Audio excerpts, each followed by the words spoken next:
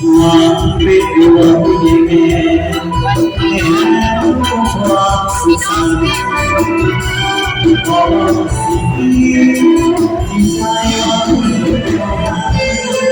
และขอสิ่งให้ฝันเรื่องที่ว่า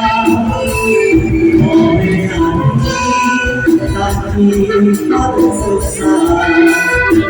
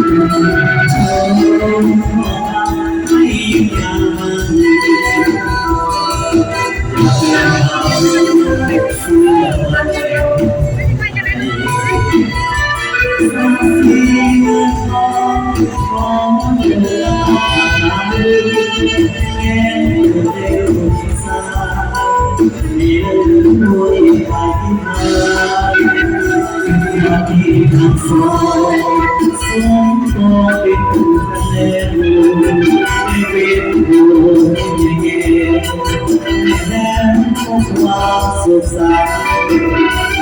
แม้ยามผ่านมาที่ใจทางใจสองก็รักวันรู้เดียวมี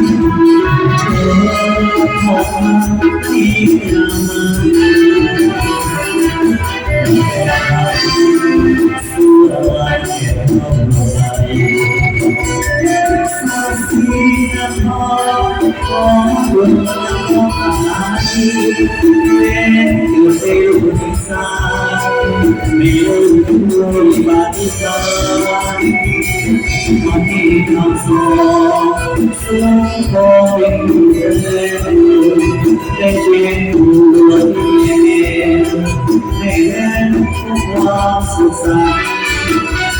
ต์เยียวยามาที่ใจอาภัยในใจมันใจสองต่อรักวันรู้เดียวมีเดียว